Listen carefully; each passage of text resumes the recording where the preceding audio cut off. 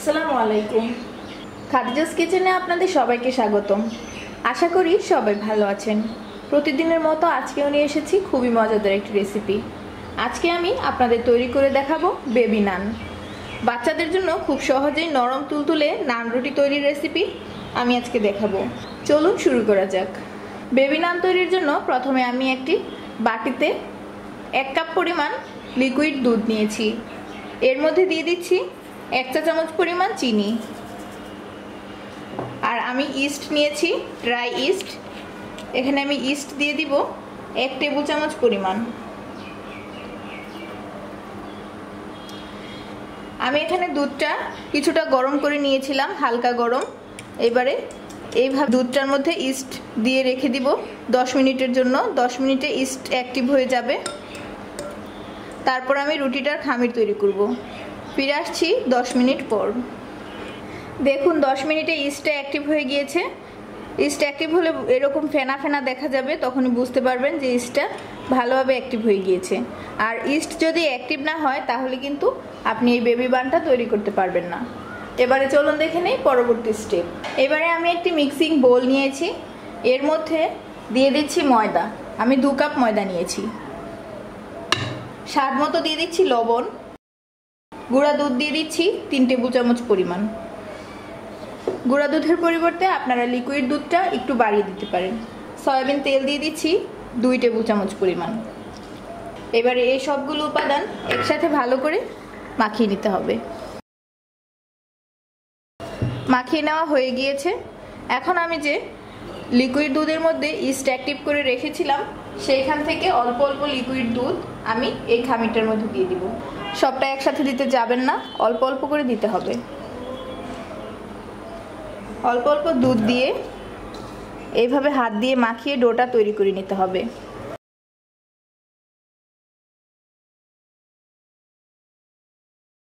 দেখতেই পাচ্ছেন আমি কিভাবে ডোটা তৈরি করে নিচ্ছি। আমি একটি সফট ডো তৈরি করব।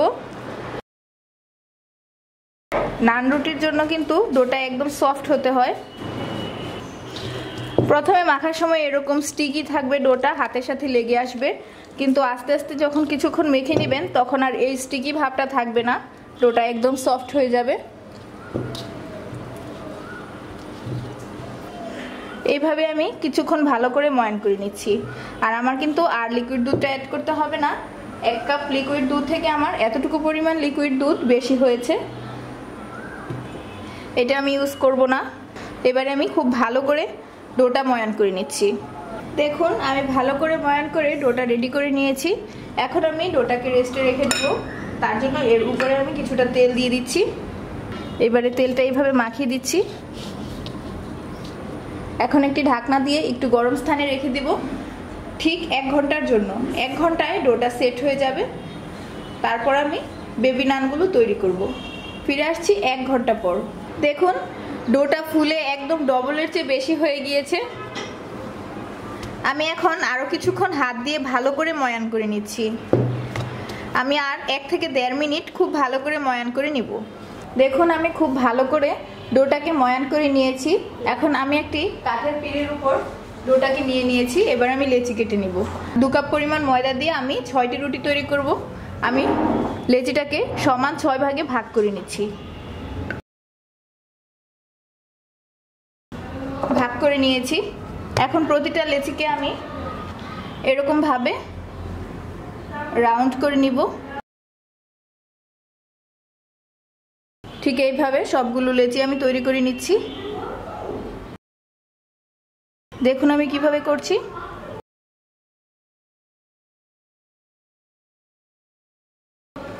সবগুলো লেচি আমি এইভাবে তৈরি করে নিচ্ছি। সবগুলো তৈরি করে নেওয়া হয়ে গিয়েছে। এখন আমি রুটি বেলে দেখাবো। একটি রেখে বাকিগুলো আমি উঠিয়ে রাখছি।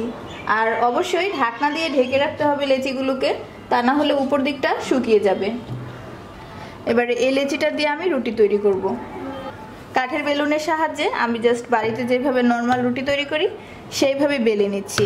প্রয়োজন হলে কিছুটা ময়দা ইউজ করতে পারেন, আর যদি প্রয়োজন না হয় তাহলে দরকার নেই।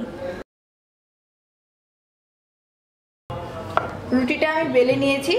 সেম পদ্ধতিতে আমি বাকি রুটিগুলো বেলে নিব, তবে একটি একটি রুটি বেলে আমি রুটিগুলো সাথে সাথেই ভেজে নিব। চলুন দেখে নেই কিভাবে এই বেবি বানটা ভেজে নিতে হবে। রুটি ভেজে নেওয়ার জন্য আমি চুলায় একটি তাওয়া বসিয়ে নিয়েছি। চুলার হিটটা আমি একদম লো করে দিয়েছি, আর এই নান রুটিটা অবশ্যই লো হিটে ভাজতে হবে। এবারে আমি বেলে রাখা নান রুটিটা এর মধ্যে দিয়ে দিচ্ছি। চুলার হিটটা কম রেখে একটা পাশ আমি ঠিক 1 মিনিট ভেজে নিব। 1 মিনিট হয়ে গিয়েছে, এখন আমি রুটিটাকে উল্টে দিচ্ছি। উল্টে দিয়ে অপর পাশটাও কিছুক্ষণ ভেজে নিচ্ছি। দেখুন এখন কিন্তু রুটিটা ফুলতে শুরু করেছে। এবার আমি আবারও উল্টে দিচ্ছি। উল্টে দিয়ে এই পাশে আমি কিছুটা ঘি লাগিয়ে দিচ্ছি। আপনারা চাইলে বাটার দিয়ে অথবা নর্মাল তেল দিয়ে ভেজে নিতে পারেন, তবে বাটার দিয়ে যদি ভেজে নেন তাহলে বাটার নান হয়ে যাবে আর খেতে আরও বেশি মজা লাগবে। আমি এখানে ঘি ইউজ করছি। একটা পাশে ঘি লাগিয়ে দিয়েছি, এখন উল্টে দিচ্ছি। উল্টে দিয়ে আমি অপর পাশটায়ও ঘি লাগিয়ে দিচ্ছি। দেখতেই পাচ্ছেন রুটিটা কিরকম ফুলে উঠছে।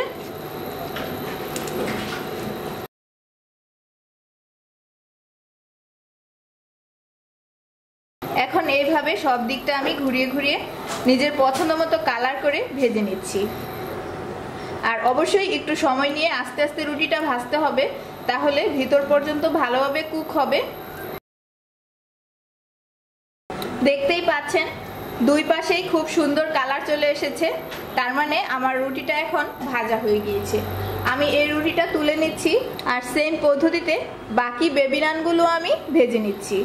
দেখুন সবগুলো রুটি আমি সেম পদ্ধতিতে তৈরি করে নিয়েছি। কত সহজেই তৈরি হয়ে গিয়েছে মজাদার বেবি নান। খুব সহজেই বাড়িতে ঝটপট তৈরি করে ফেলুন এই বেবি নান। আর এই বেবি নান কিন্তু আপনার বাচ্চা খুবই পছন্দ করবে। তাছাড়া কিন্তু বড়রাও যে কোনো তরকারি কিংবা সবজির সাথে এই বেবি নানটা খেতে পারেন। মাংস ভুনা কিংবা ডালের সাথেও কিন্তু বেবি নান খারাপ লাগবে না, খুবই ভালো লাগবে। দেখুন কতটা সফট হয়েছে। আমি একটা ছিঁড়ে দেখাচ্ছি, আর এমনিতেও কিন্তু আপনারা বুঝতেই পারছেন যে নান রুটিটা একদম পারফেক্ট হয়েছে।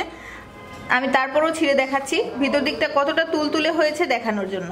দেখুন একদম তুলতুলে আর সফট হয়েছে। আমার রেসিপি ফলো করে যদি আপনারা এই বেবি নান তৈরি করেন তাহলে কিন্তু ঠিক এরকমই পারফেক্ট হবে। আমার আজকের রেসিপিটি যদি ভালো লেগে থাকে তাহলে লাইক, কমেন্ট অ্যান্ড শেয়ার করুন। আর এরকম মজাদার খাবারের আরও নতুন নতুন রেসিপি পেতে আমার চ্যানেলটি অবশ্যই সাবস্ক্রাইব করুন। আজকের মতো এখানেই বিদায় নিচ্ছি। আগামী পর্বে দেখা হবে নতুন কোনো মজাদার রেসিপি নিয়ে। সেই পর্যন্ত সবাই ভালো থাকুন, সুস্থ থাকুন। আল্লাহ হাফেজ।